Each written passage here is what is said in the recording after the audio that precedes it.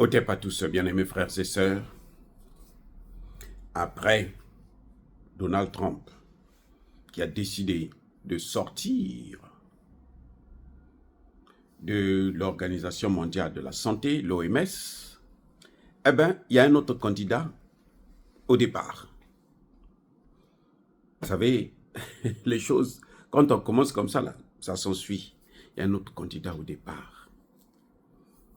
L'Argentine a déclaré que l'OMS est une organisation criminelle qui massacre les populations partout dans le monde, qui nous fait perdre notre souveraineté. Et bref, il décide lui aussi de sortir de l'OMS. Nous sommes au début du commencement.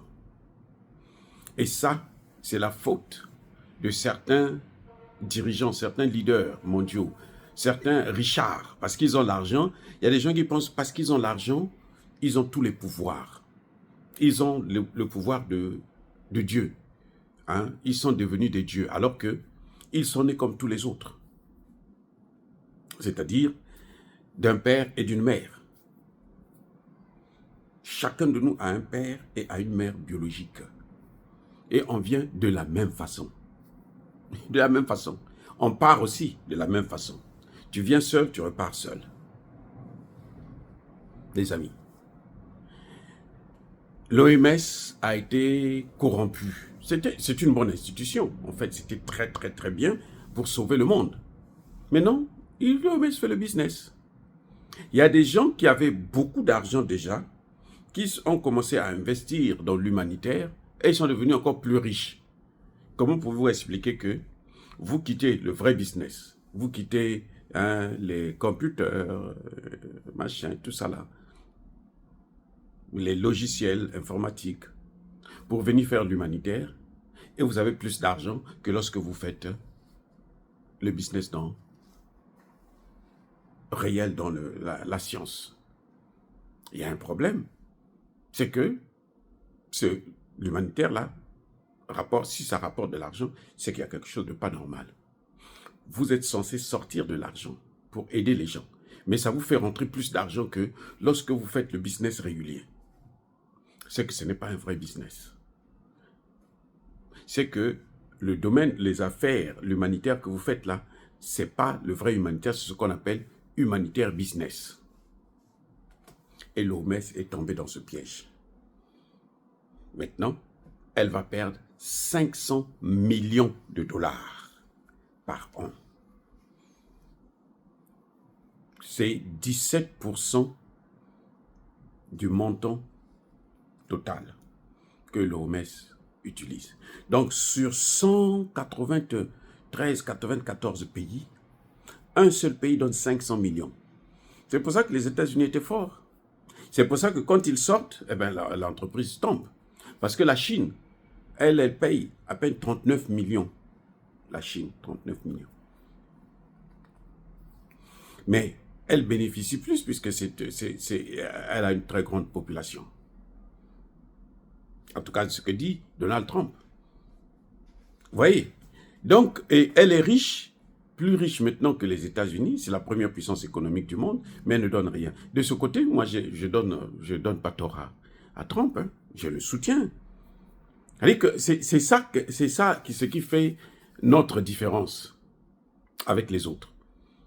Il y en a qui, parce que bon, c'est l'OMS, donc il faut que ça continue, il faut trouver des moyens, des formules et tout. Non. Pourquoi voulez-vous qu'une institution que vous financez, vous êtes le plus grand contributeur, et il y a d'autres gens qui ne financent pratiquement rien, qui tirent les grands profits? Non.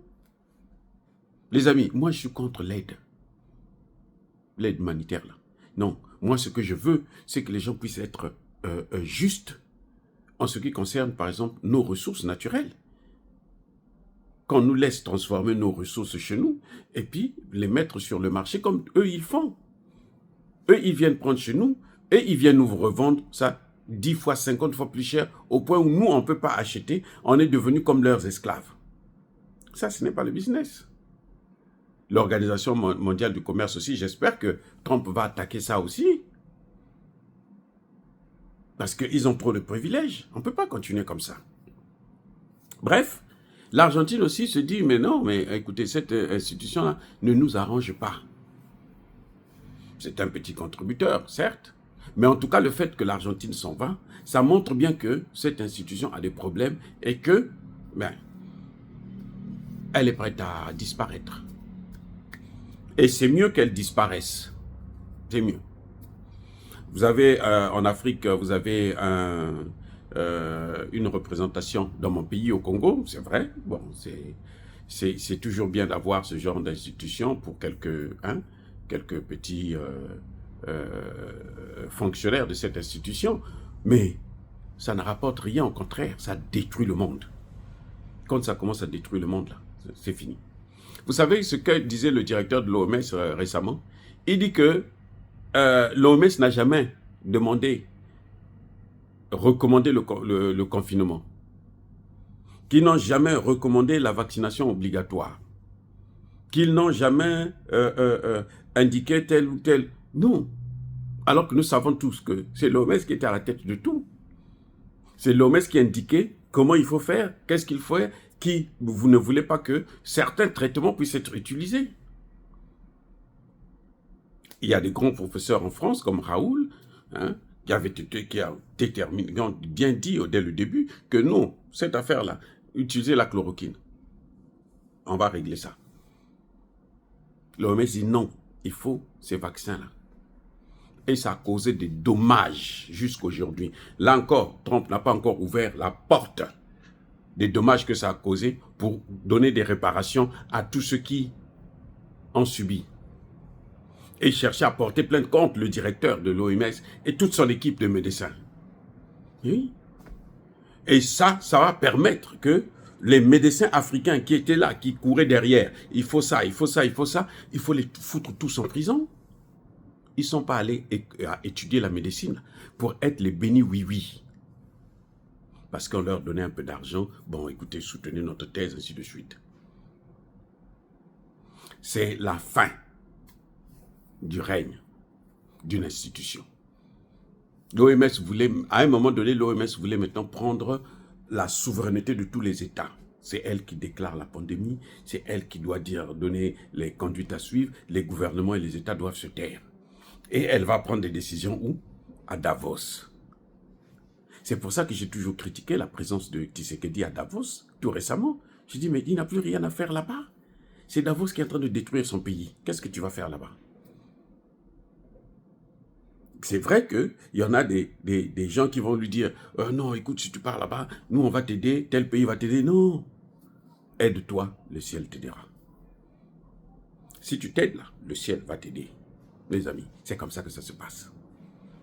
En tout cas, la fin de l'OMS est proche.